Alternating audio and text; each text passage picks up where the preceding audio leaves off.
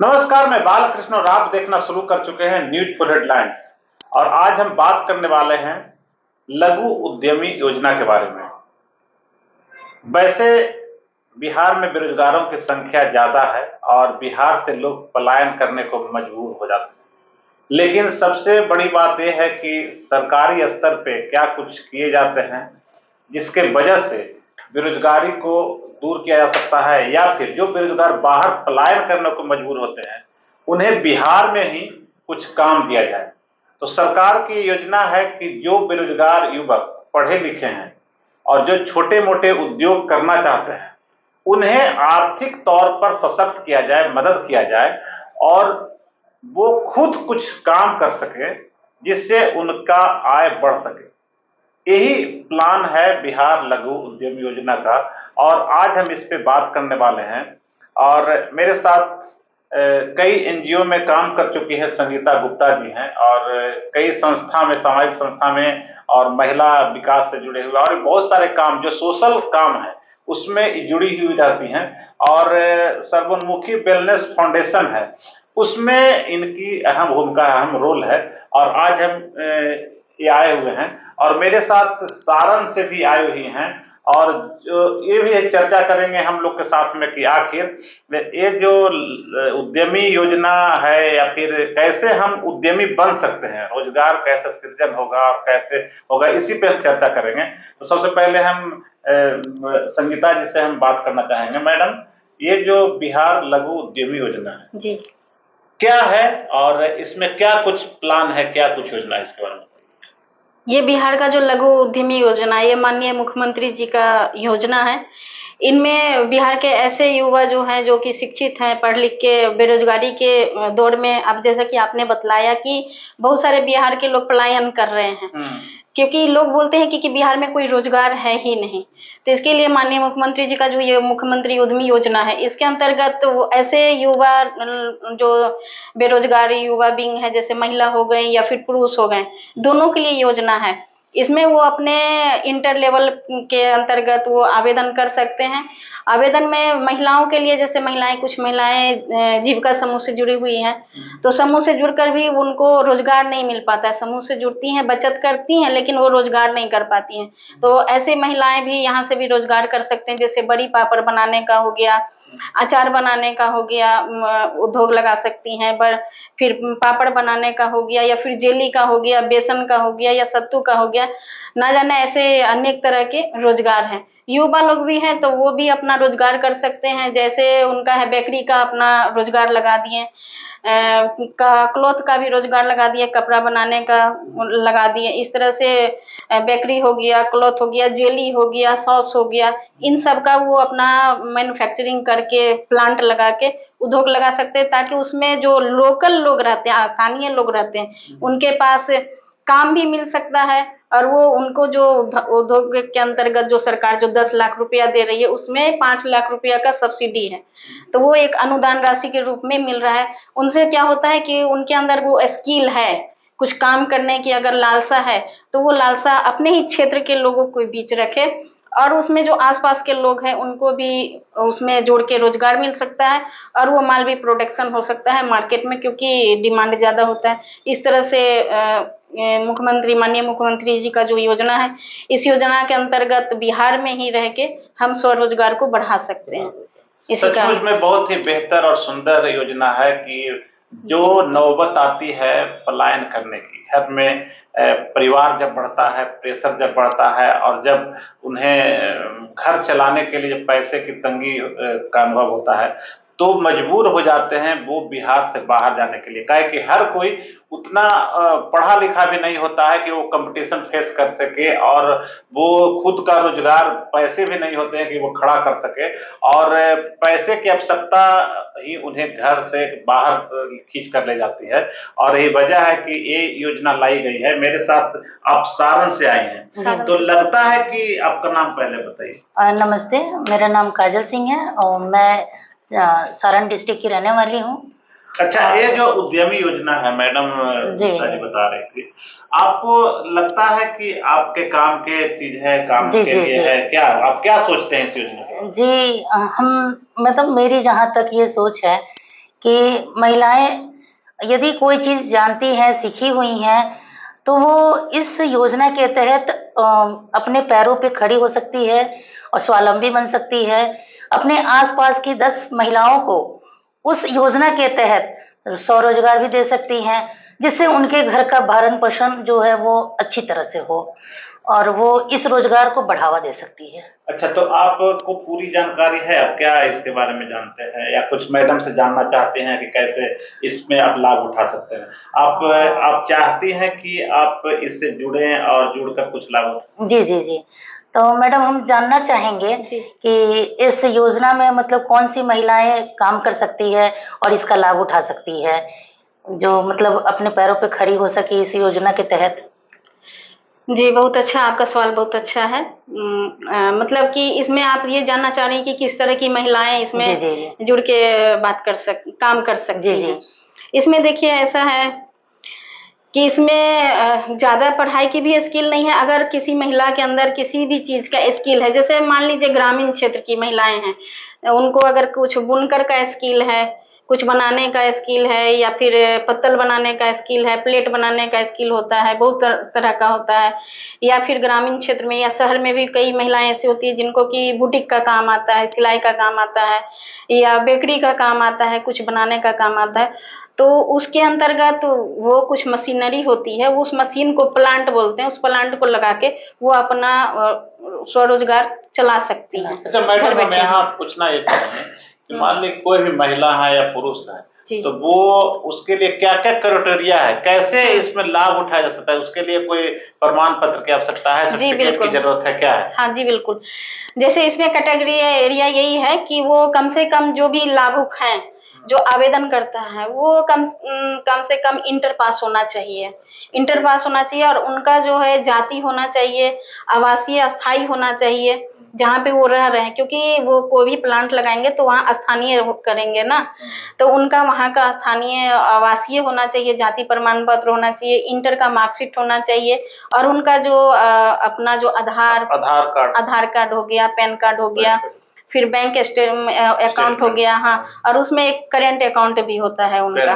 अच्छा मैडम, एक जी। चीज़ और हम जानना चाहते हैं कि जैसे मान लें कि मैट्रिक, इंटर करके मान लें कि 10 साल, 5 साल से बैठे हुए हैं, बेरोजगार हैं, कुछ नहीं कर सकते हैं। तो उन्हें डायरेक्ट मतलब इसका लाभ मिलेगा, तो वो ये सब कहाँ जाके कहाँ संपर्क इनको कहाँ करना पड़ेगा? देखिए, संपर्क करने के लिए तो और यहाँ बिहार दूसरी में चीज़, इसमें और एक सवाल है कि कोई पहले से काम कुछ कर रहे हैं, उनको दिया जाएगा या फिर जो एकदम फ्रेश एकदम घर में बैठे हुए हैं और वो चाहते हैं इस योजना का लाभ लेने के लिए, तो कैसे, किन लोगों को मिलेगा? जो काम कर रहे हैं, मान लीजिए कोई दुकान चला रहा है किसी चीज का छोटा में, और उनको पैसा मिलता है तो आगे बढ़ेंगे, और एक हुआ कि नहीं वो कुछ नहीं कर रहे हैं, घर में बैठे हुए हैं, बेरोजगार हैं 5 साल से, तो वो किनको लाभ मिलना है, कैसे लाभ मिलेगा?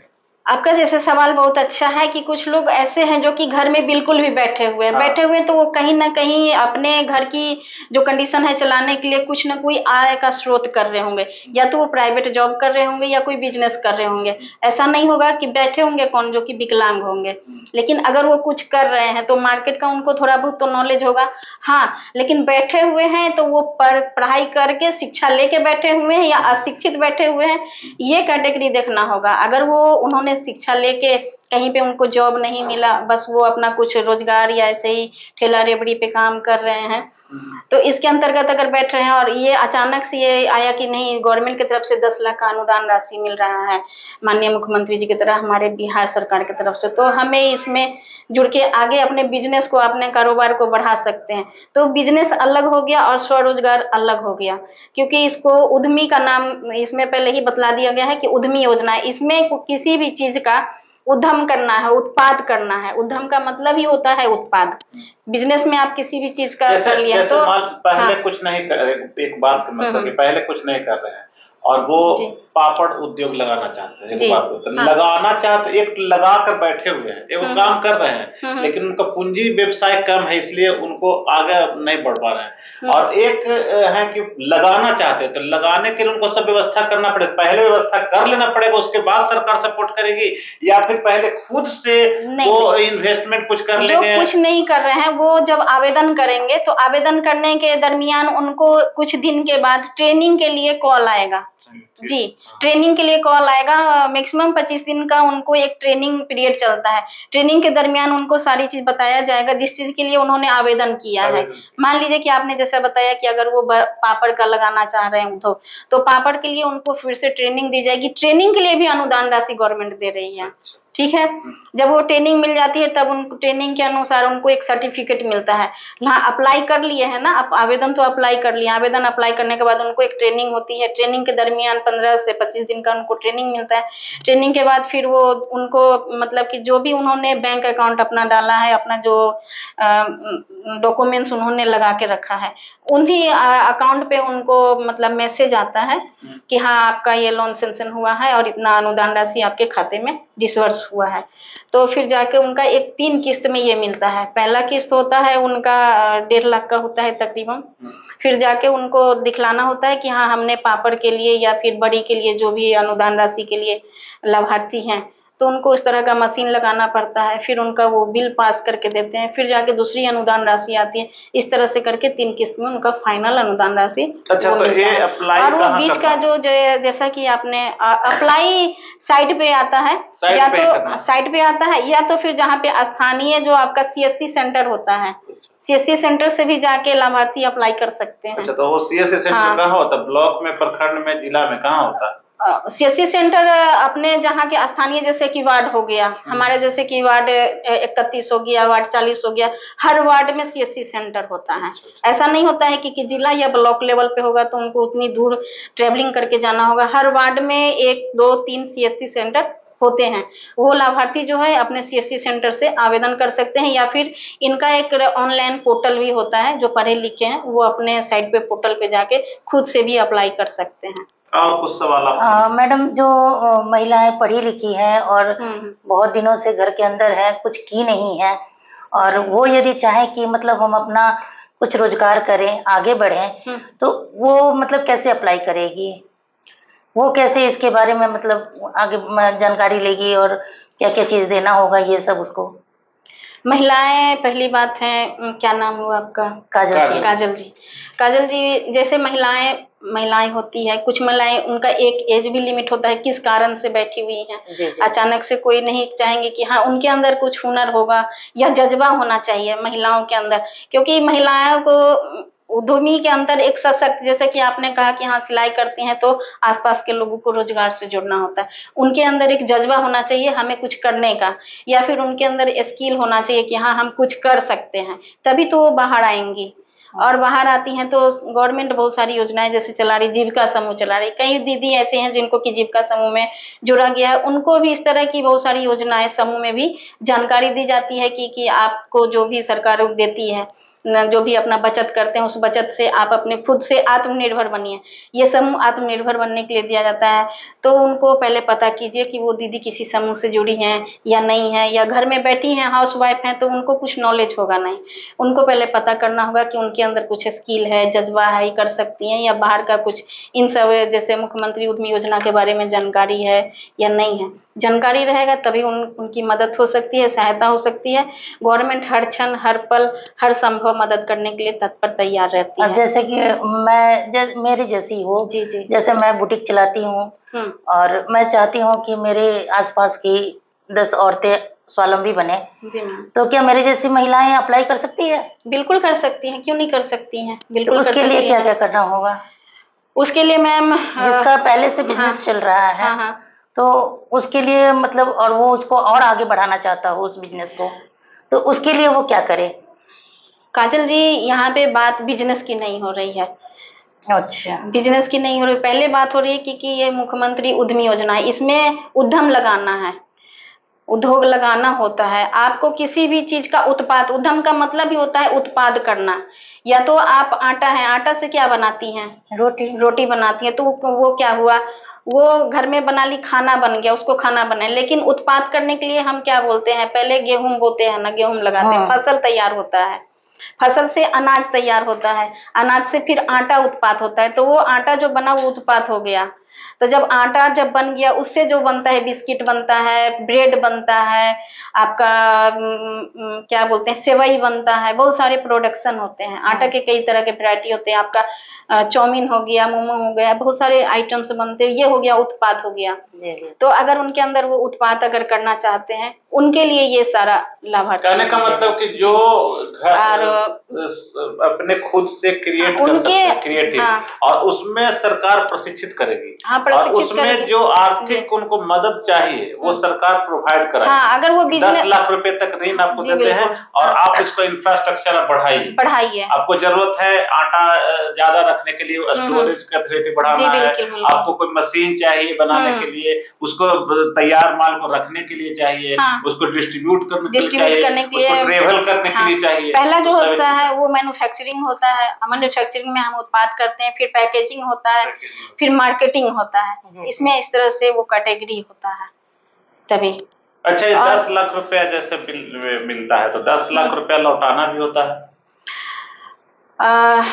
जो योजना है, बिहार सरकार की जो योजना है, इस योजना के अंदर उन्होंने जो लॉन्च किया है, मतलब कि जारी किया है कि इसमें जो 50% महिलाओं के लिए सब्सिडी है। सिर्फ महिलाओं के लिए, पुरुष के लिए नहीं? जेंट्स के लिए भी है, लेकिन 2% है शायद। 2%? जी। अच्छा। और खास करके महिलाएं के लिए इसमें मतलब 100 में सिर्फ 2% जेंट्स को सब्सिडी मिलेगा और 50% महिला को मिलेगा? महिला को 50% सब्सिडी है। अच्छा, तो 50% सब्सिडी है तो वो सिर्फ 50% सब्सिडी कभी नहीं देना है, सिर्फ 50% ही रिटर्न करना है। जो 10 लाख का जो 5 अनुदान मिल रहा है, 10 लाख का जो अनुदान मिल रहा है, उसमें उनको 5 लाख ही लौटाना है, 5 लाख नहीं लौटाना है। 5 लाख उनका अपना हो गया, 5 लाख उनका पूंजी हो गया, इन्वेस्ट हो गया। अच्छा, वो 5 लाख कितने दिनों में, उसका कोई टर्म कंडीशन क्या है? टर्म कंडीशन उनका यही है कि 84 किस्त में उनको लौटाना होता है। अच्छा, 84 किस्त में लौटाना है। 7 साल में मतलब आप लौटाएंगे उसको? 7 साल में लौटाना है। तो कितने दिनों के बाद, मान ली कि आज हम 10 लाख रुपया ले लिए, तो कितने दिनों बाद से लौटाना शुरू करना? जब आवेदन, कोई भी लाभार्थी जब आवेदन करते हैं, इनको मिलने में तकरीबन 2 से 3 माह का समय लग जाता है। पहला किस्त उनको जो अमाउंट मिलता है 3 लाख का, 3 लाख का जो अमाउंट मिलता है, तो उनमें उनको कुछ दिखलाना होता है कि हाँ, हमने ये रॉ मटेरियल लगाया है, मशीनें खरीदे हैं, यहाँ पे हमारा जो, जहाँ पे हम मैन्युफैक्चरिंग करेंगे, ये हमारा वर्क पैलेस है। ये इतना दिखलाने के बाद फिर वो पोर्टल पे जब हम करते हैं, उनको दिखलाते हैं, तो फिर वो हमारा दूसरा अनुदान राशि आता है 3 लाख का। हमें 6 लाख मिल गया। 6 लाख मिलने के बाद बाकी शेष बचा 4 लाख रुपया। 4 लाख रुपया जो होता है, उसमें हमारा 50% तो ये सब्सिडी है। ठीक है।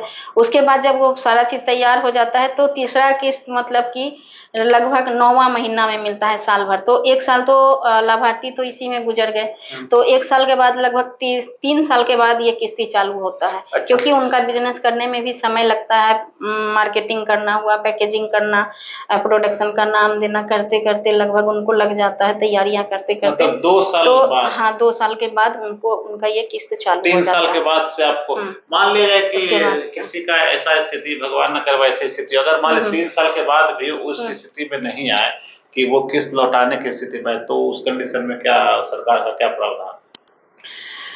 किस्त नहीं लौटाते हैं तो उस समय तो किस्त, पैसा मनी लैप्स कर गया, बाढ़ है, फलना सुखाड़ है, बहुत सारे जैसे फसल भी किसान का डूबता है, तो उसी तरह के मान लीजिए कि आप किसी तरह का कोई काम एनजीओ कर रहे हैं, शुरू कर रहे हैं, चोरी हो गया, डकैती हो गया, चाहे कुछ भी हो गया, उस कंडीशन में उनकी मालिया फिर 0 पे आ गई, तो उनसे वसूली सरकार कैसे करती है? क्या है इसमें भी कुछ है क्या? इंश्योरेंस वगैरह पहले कराना होगा, या फिर सरकार जो देती है पैसा उसी समय इंश्योर्ड देती है कि अगर किसी तरह की बात होती है तो उसको किसी कंपनी के थ्रू इंश्योर्ड हो जाएगा तो उससे पैसा मिलेगा? नहीं, पैसा नहीं मिलेगा। जैसे अगर मान लिए कि उनका बिजनेस लैप्स कर गया, तो उनको दिखलाना होता है कि बिजनेस किस कारण से, या तो फिर आग लगने से बिजनेस लैप्स होता है, या तो फिर उनका जो पूंजी है, मार्केट में जो वो माल जो प्रोडक्शन कर रहे हैं, वो उनका मार्केट माल नहीं पकड़ रहा है, तो उनको एक उतार चढ़ाव के वजह से, या फिर माल उनका सर रहा है, नहीं माल पकड़ रहा है, तो उनको एक आवेदन देना होता है कि हमारा माल नहीं पकड़। तो फिर उनका एक जांच टीम आता है, वो टीम जांच करती है कि किस कारण से आपका जो ये प्रोडक्शन है मार्केट में लॉन्च नहीं होता। उनका एक पोर्टल है, मार्केटिंग का, तो उद्योग विभाग से ही उनका जो जितना भी माल होता है, अगर उनसे नहीं संभव हो सके तो उद्योग विभाग का ही एक पोर्टल है, उस पोर्टल पे उनका जितना जो माल मटेरियल बना रहे हैं वो ले लेते हैं, उनको मार्केटिंग की आवश्यकता नहीं होती अच्छा, है, फिर वो उनको डूबने नहीं दिया जाता, डूबने उनको सहयोग मिलता है। लाभार्थी जो होते हैं, जब उनका पूंजी लैप्स करता है तो एक आवेदन देना होता है, उद्योग विभाग को आवेदन देना होता है। जब वो आवेदन देते हैं तो वहां से एक जांच टीम आती है, उनकी सारी वास्तु स्थिति को देखती है, जांचती है कि हाँ किस कारण से बिजनेस आपका नहीं चल रहा है, मैन्युफैक्चरिंग नहीं है, या फिर जो वर्कर हैं वो सही तरीके से काम नहीं कर रहे हैं, तो फिर उनको एक हेल्पिंग सपोर्ट मिलता है। सपोर्टिंग के दरमियान उनको मार्केटिंग करने में असक्षम है, क्योंकि कई लोग होते हैं, लड़कियां चाहे महिलाएं मार्केटिंग नहीं करना चाहती हैं, नहीं कर पाती, जिनके कारण से उनका माल जो है, खास करके बरसात के दिनों में ये तो खाने पीने का प्रोडक्शन है तो खराब होने लगता है, उनका मतलब कि एक्सपायरी होने लगता है, जिसके वजह से उनका पूंजी लॉस हो जाने लगता है। तो इस कंडीशन में उनको उद्योग विभाग को एक आवेदन देना होता है कि हमारे पास ज्यादा लोग अवेलेबल नहीं है, हम इतना सक्षम नहीं है, तो वहां से जो टीम आती है वो टीम इनको हेल्पिंग सपोर्ट करती है। अच्छा, या फिर जब मान लीजिए कि अचानक से किसी कारण दुर्घटना घट गया, तो दुर्घटना घटने के दरमियान भी जो लाभार्थी जो होते हैं उनको आवेदन करना होता है कि हम अब ये जो किस्त है हम लौटाने के लायक नहीं है, तो जाके उनको जांच टीम जो होती है उन पे जांच करके इनका निष्कर्षण करती है। जी। तो काजल जी, आप संगीता जी की बातों से को सुनी भी है, आप खुद चाहती हैं कुछ करना, जी जी आपको विश्वास है, भरोसा है कि जो बता रही है वो संभव हो सकता है, होगा, कैसे होगा, क्या आपके मन में क्या सवाल है? जी जी हमें पूरी तरह से हम विश्वास है कि हम मतलब इस योजना के तहत सक्षम हो सकते हैं, आगे बढ़ सकते हैं, स्वावलंबी बन सकते हैं। आपको और दिक्कत नहीं होगा पैसे लेने में, बैंक में, चाहे इधर उधर जाने में? आप नहीं नहीं नहीं नहीं, क्योंकि वो तो जब हम उसके लिए अप्लाई करेंगे तो सारी डिटेल तो वो हमारे मोबाइल पे आ जाएगी, नंबर पे आएगी। उसके बाद हम अपने बैंक खाता, जहां हम अपना खाता खुलवाए होंगे वहां पे जाएंगे और वहां से सारी डिटेल हम ले लेंगे, तो फिर हमें दिक्कत कहाँ हुई। अच्छा, आप क्या प्लान कर रही हैं आप कि हम किस तरह का काम आप करने के लिए सोच रही हैं? हम तो अपना बुटीक खोलना चाहते हैं। अच्छा, बुटीक चलाना। हाँ, तो उसमें कितना पैसा की आवश्यकता है कि जिससे आपका और मजबूत हो?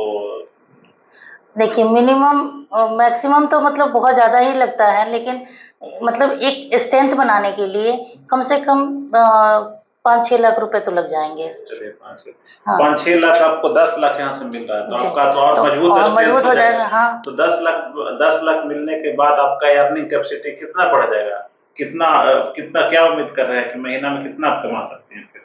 10 वो लाख तो रुपए मार्केट को पकड़ने के ऊपर फिर डिपेंड भी एक करता है। मिनिमम होगा कुछ आइडिया? कम से कम महीने में तो 50-60 हजार तो कमा ही लेना चाहिए। देखिए, ये तो बहुत बड़ी बात है काजल जी, जिन लोग जिस तरीके से इनका दावा है और इनका विश्वास है, और सरकार का जो योजना है ये सही में बेहतर योजना है भी, और जिस तरीके से संगीता जी ने पूरे योजना के बारे में विस्तृत रूप से बताया कि कैसे आप ले सकते हैं, और लेने के बाद अगर किसी तरह की कोई घटना होती है तो कैसे उस जोखिम से निकल सकते हैं, और कैसे आपको सरकारी मदद मिल सकता है, कैसे आपको उस आपका जो योजना है चाहे उस उद्योग को कैसे आपको सपोर्ट सरकार देगी, बाहरी सपोर्ट भी देगी, आपका अगर बिजनेस नहीं चल रहा है तो उससे भी सपोर्ट मिलेगी, प्रशिक्षित करेगी, आपको अगर सामान नहीं बिक रहा है, आपका बना हुआ प्रोडक्ट अगर नहीं बिक रहा है तो उसे भी वो खरीद सकती है, और उसे आपको तो कहने का मतलब जोखिम कहीं से नहीं है, आप सिर्फ आपको आगे बढ़ने की आवश्यकता है। लेकिन मैडम एक चीज हम और बताएंगे, अक्सर हम लोग देखते रहे हैं कि लोन और अक्सर बेरोजगार लोग लोन के लिए अप्लाई करते हैं बैंकों में और सभी जगह। पहले भी कहा जाता था कि बेरोजगार लोग को 10 लाख लोन मिलते हैं, बहुत पहले। इधर आज भले ही आप कह रहे थे सरकार की योजना है कि अब इसमें थोड़ा सा ज्यादा ध्यान दिया गया, लेकिन देखा जाता है और चर्चाएं होती है कि इसमें बहुत उठापटक होती है और नाजायज पैसा खर्च वगैरह होता है, या फिर टहला देते हैं, उनका पैसा लैप्स का कोई कहता है, कोई बिचौलिया भी होता है, कहता है 50,000 दीजिए तो हम निकलवा देते हैं, 1 लाख दीजिए तो निकलवा देते हैं। तो इस तरह का क्या, किस तरह का जोखिम है, कितना जोखिम है इसमें? बहुत अच्छा सवाल शिवजी सर जी, आप जो कह रहे हैं, तो इस तरह की जो शिकायतें जो होती थी पहले के दिनों में हुआ करती थी। अब हमारा जो बिहार है वो डिजिटल हो गया है, अब कहीं कहीं से कोई किंतु परंतु बिचौलिया का कुछ हाथ ही नहीं होता है। मतलब अप्लाई करिएगा, अप्लाई भी करिएगा तो ऑनलाइन ही कीजिएगा, कहीं ठीक किसी के दुकान में या किसी के स्टोर में तो जाना है नहीं। आपसे खुद भी लाभार्थी खुद से उनके पोर्टल पे जो है ऑनलाइन उनका जो लिंक है उस लिंक से वो आवेदन कर सकते हैं। तो जब हम खुद से अप्लाई कर रहे हैं तो हमने किसी को पैसा तो दिया नहीं, तो फिर रिप्लाई फिर उसी माध्यम से आएगा, फिर उन्हीं के मोबाइल पे ही मैसेज आ जाता है। अगर कुछ पैसा का भी लेन देन होता है तो लाभार्थी खुद से लेन देन कर रहे हैं, तो इसमें बिचौलिया तो कोई आते नहीं है। मान लीजिए कि अगर उन्होंने अप्लाई किया और उनका चयनित हो गया, लोन सैंक्शन हो गया या फिर जो भी तो वो उनके मोबाइल पे मैसेज आता है। हाँ, मैसेज आता है। अच्छा, मैसेज होने के बाद उनका जहाँ पे जो ट्रेनिंग होता है वहां पे जाते हैं। ट्रेनिंग के दरमियान ही सारा चीज ऑनलाइन ही होता है, तो कहीं से कुछ लेन देन का तो झमेला है नहीं। आजकल तो सरकार इतनी अच्छी व्यवस्था, साइबर क्राइम हो गया, ये सब से भी बच रहे हैं लोग। अच्छा, एक अंतिम सवाल हम आपसे करना चाहेंगे कि इसमें क्या दायरा है, किस किस तरह के उद्योग होते हैं? मतलब इसका दायरा एकदम पूरा व्यापक है, खुला हुआ है कि जिस तरह का भी उद्योग आप कर सकते हैं? बिल्कुल बिल्कुल, कोई रुकावट नहीं है, कोई बाधाएं नहीं है, कोई ये नहीं है कि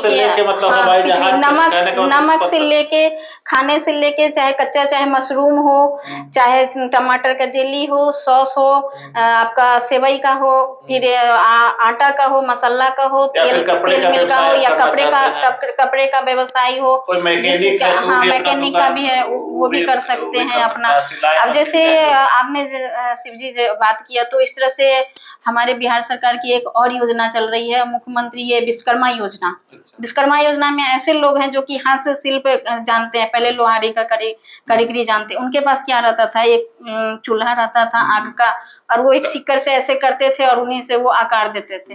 अब उनके तरफ जैसे कि लोहार हो गया, बढ़ई हो गए, फिर ये क्या बोलते हैं आपका कुम्हार हो गया, इन सब के लिए भी मतलब कि इतने सारे मशीन औजार भी निकल गए हैं। आप घर बैठे उनको रोजगार कर सकते हैं, कहीं जाने की आवश्यकता ही नहीं है। ऑनलाइन मतलब कि मशीन भी बिकने का भी आपके आसपास के जगहों में उद्योग का मशीन भी आता है।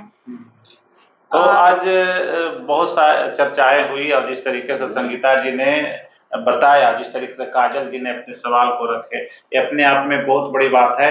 और अगर इस वीडियो के माध्यम से अगर आपको जानकारी मिल रही है तो आप जरूर कोशिश करें, और कोशिश सिर्फ नहीं करें, इसका फायदा उठाएं, इसका लाभ उठाएं।